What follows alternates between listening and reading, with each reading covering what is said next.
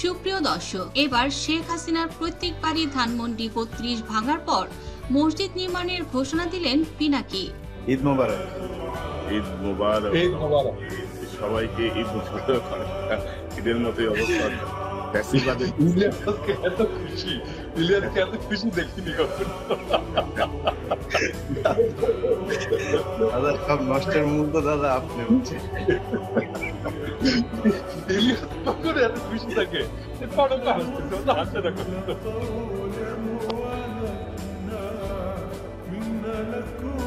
পিনাকির সঙ্গে এবার সহমত প্রকাশ করেছেন ওপার বাংলার মুখ্যমন্ত্রী মমতা ব্যানার্জি। শেখ হাসিনার পৈতৃক বাড়ি ধানমন্ডি ৩২ নম্বর ভেঙে মসজিদ নির্মাণের ঘোষণা দিয়েছেন বিশিষ্ট অনলাইন অ্যাক্টিভ ও ব্লগার পিনাকি ভট্টাচার্য।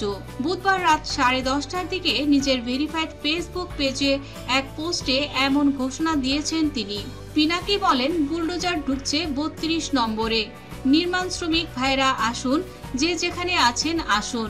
কাজ শেষ হলে একটা বেড়া দিবেন, একটা সাইনবোর্ড লাগাবেন। ওইখানে 5 মে 2013 শহীদদের স্মৃতিতে একটা মসজিদ হবে।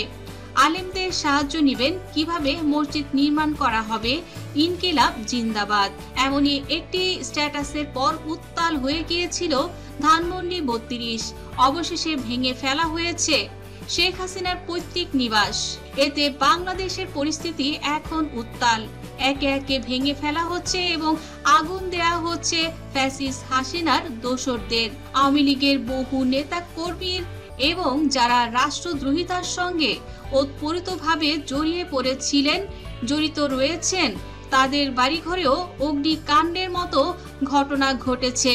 এর মধ্যে বাদ যায়নিও কথা সাহিত্যিক হুমায়ুন আহমেদের স্ত্রী শাওন আহমেদের নামও। তিনিও গ্রেপ্তার হয়েছেন। এদিকে সোহানা সাবা নামে একজন অভিনেত্রীকেও গ্রেপ্তার করা হয়েছে। তারা অপপ্রচার এবং রাষ্ট্রদ্রোহিতার সঙ্গে ষড়যন্ত্রে লিপ্ত ছিল।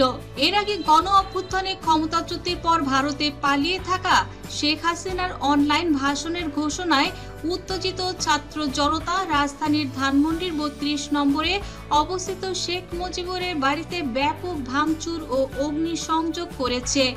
বুধবার রাত ৮টার দিকে এই ভাঙচুর শুরু হয়। সেখানে ছাত্র জনতাকে হাসিনা বিরোধী স্লোগান দিতেও দেখা গিয়েছে। এদিকে বাংলাদেশের এমন পরিস্থিতি নিয়ে মুখ খুলেছেন দেব ও জিৎ। তারাও বলেন, বাংলাদেশে এখন যে পরিস্থিতি, আমার মনে হয় শেখ হাসিনার এ ধরনের মন্তব্য করা একদমই উচিত হয়নি। তিনি যে ভিডিও বার্তা দিয়েছেন, এই উত্তপ্ত অবস্থায় মানুষ তো অবশ্যই ক্ষেপে যাবে। আর এ কারণেই ধানমন্ডি ৩২ শেখ মুজিবুরের বাড়ি তার সকল স্মৃতি পুড়িয়ে ভস্মীভূত করা হয়েছে।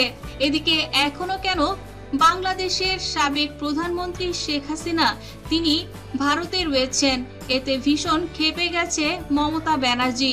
তিনি বলেন, এই ফ্যাসিস্ট হাসিনাকে আমাদের ইন্ডিয়াতে কেন রাখা হয়েছে এটা আমার বোধগম্য নয়। ফ্যাসিস্ট হাসিনা কলুষিত করছে মোদিকে। তিনি বলেন, আমার মনে হয় এখন সময় এসেছে হাসিনাকে জুতা পেটা করে তাকে ভারত থেকে বের করে দেয়া।